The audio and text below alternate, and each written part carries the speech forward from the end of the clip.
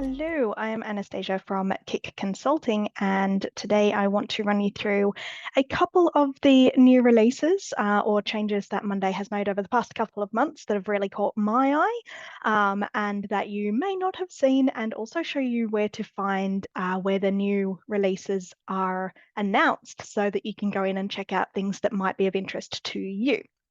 So, first thing I want to go into is actually in My Work. So, for those of you that use the My Work section or who have staff that use the My Work section of Monday over here in the sidebar, what you might have seen pop up recently, and ignore mine is used for a lot of testing. So, there's a lot of everything in here that is not necessarily my real to-do list, but you'll see up here new item.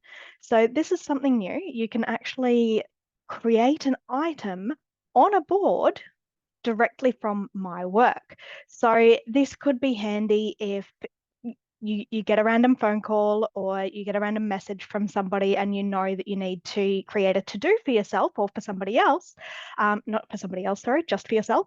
And you don't necessarily want to go looking for the board, find the board and the item that it's related to. You just want to add it to your to-do list. If it's not a today thing, you just want to add it to your to-do list to do later. So I'm going to go call Sam. And I'm going to go, all right, so it's going to go from your most used or most recently used boards. So I'm just going to put it in here. I'm going to go in to be contacted. This is going to create an item within that board. So I'm going to go Sam due, and I'm going to go next week. That is due. So I'm going to hit create item, and that would have ended up, I think it just popped down. It should be in here. Call Sam G. So it'll end up back on My Work in a sec, but for now it's gone into Call Sam G. Now, this has gone into a leads board, so this has gone in as if it's a new lead. So that can also be really handy if you've taken a lead phone call or you've met with somebody on site, something like that, and you want to add that in directly from the My Work section to different parts of your Monday account. So that's a really neat one. I actually quite like that.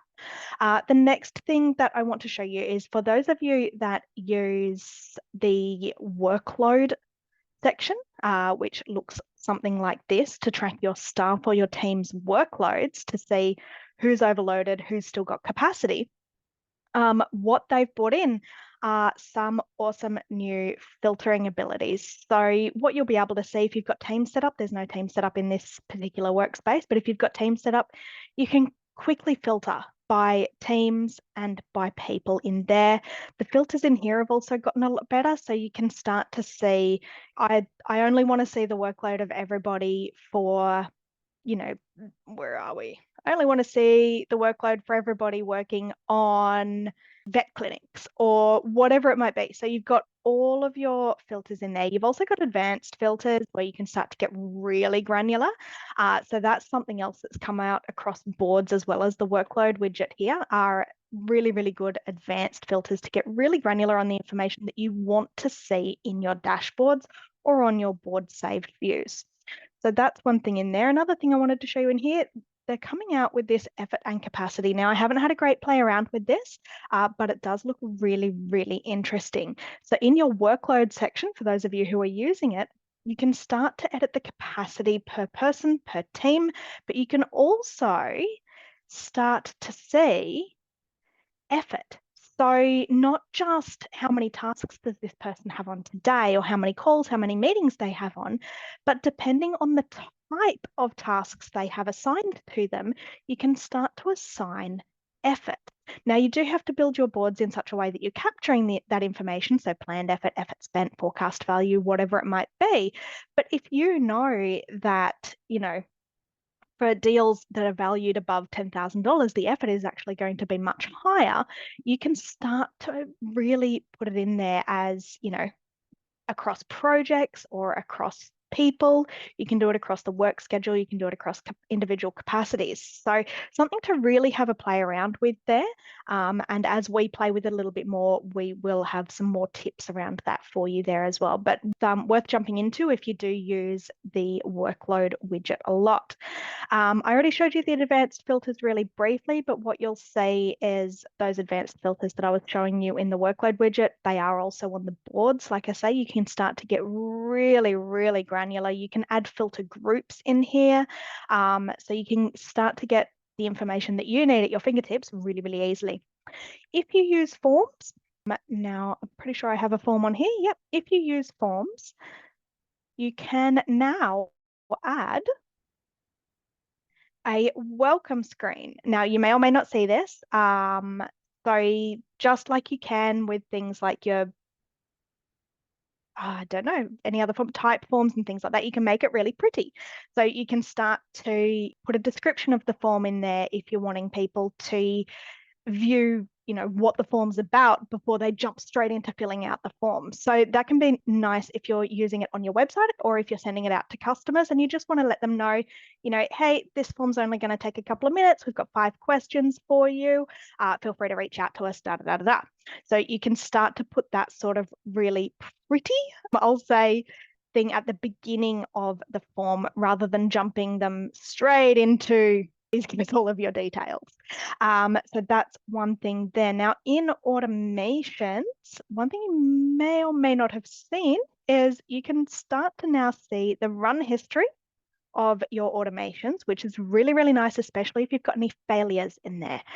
So you can then go in and have a look at, if there are any failures, you can see if there's any issues, you can view the automation, you can copy the run ID if you need to go to your admin team or if you need to go to Monday support, and you can get a nice view of, okay, so we've set up all of these automations. Also, which automations are being used and which ones aren't being used.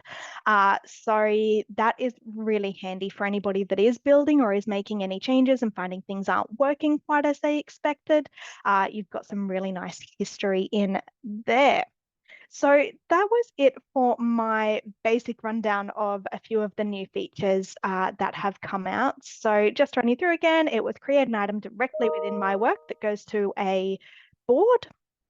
It was the advanced filters that you'll start to see throughout all parts of Monday, which can let you get really granular on what you want to see.